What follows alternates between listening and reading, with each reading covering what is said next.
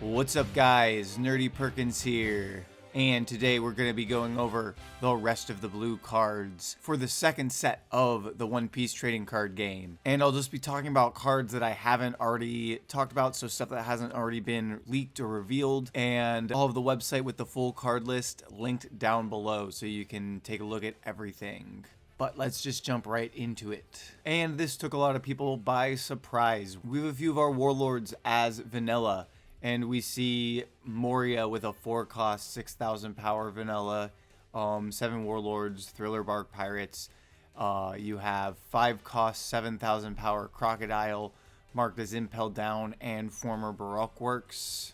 Interesting that they don't label him as former 7 warlords, but I wonder if that's just like too much to put on there. And we have 6-cost, 8,000 power Dracula Mihawk. It's not that surprising that we see some of these guys as vanillas because we do have the Sanji that kind of works with cards with no effects that is a green blue.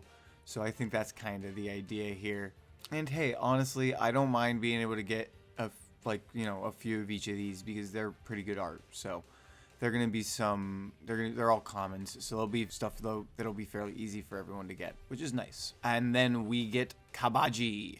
He's a 2-cost, 3,000 power buggy pirate member.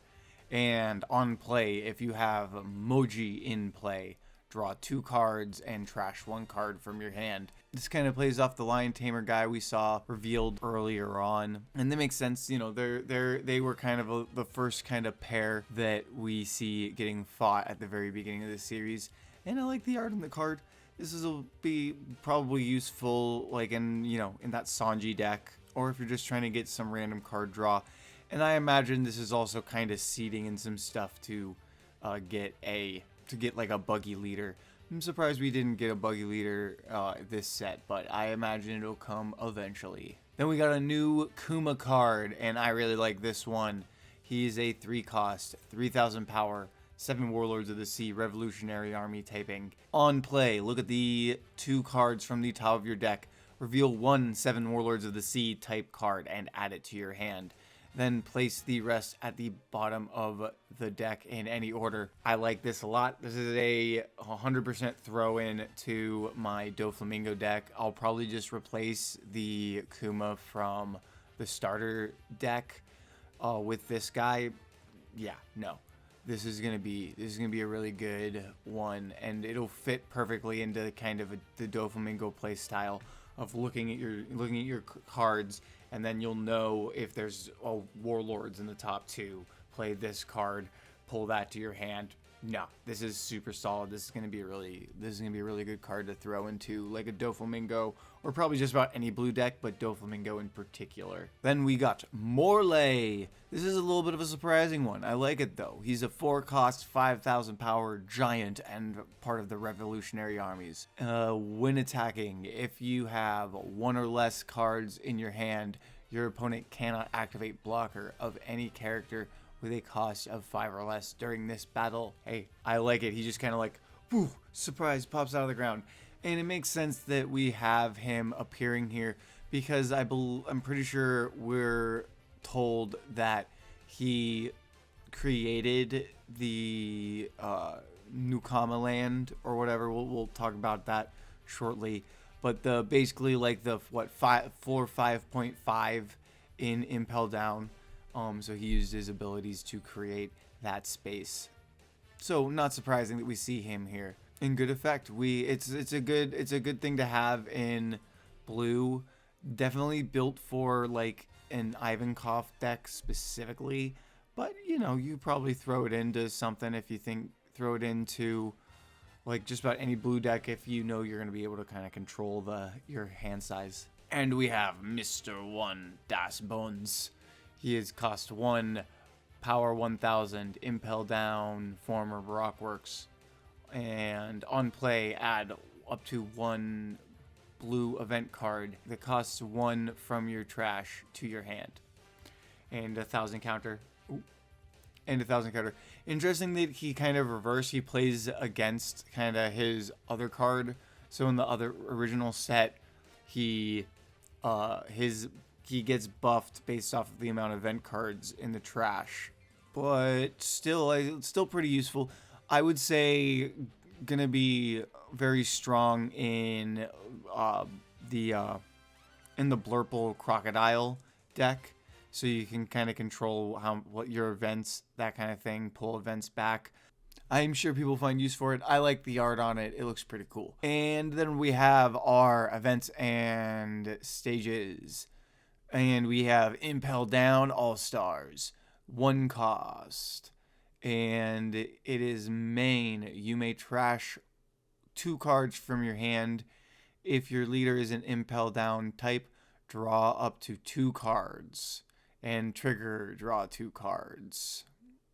The trigger is really good. This is where I would have maybe liked to seen either like a buggy or like a crocodile as a blue leader in some way, like maybe another Blurple. Because obviously you can only really use this with Ivankov. That's who it's meant to be played with. But you know, obviously we could see other people down the line that will allow this to be played, but still good. And we get our first blue stage, which is New Kamaland, and it is a 1 cost. You activate main. You may rest this stage. If your leader is Imperial Ivankov, draw 1 card and trash 1 card from your hand. Then trash up to 3 cards from your hand.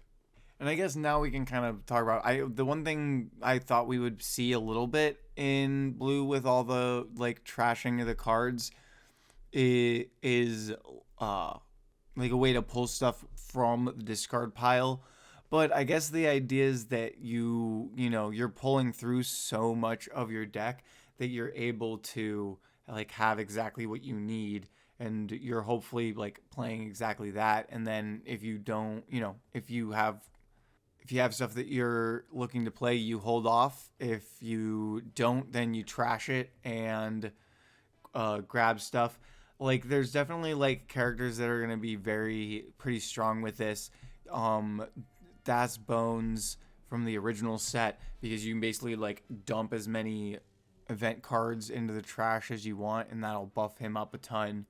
Like, I'm sure there's going to be people who find like lots of good plays off of it.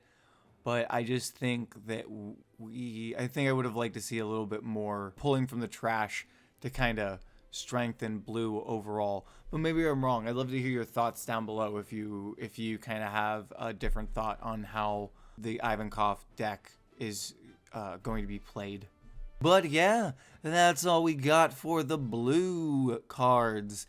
As I said, if you want to see the full deck list, all of the blue cards that I've covered in previous videos, I'm going to link the website down below so you can take a look at that. It has all the cards translated into English. And you can also check out my videos. This video will be included in a playlist of all the set 2 cards that I've talked about.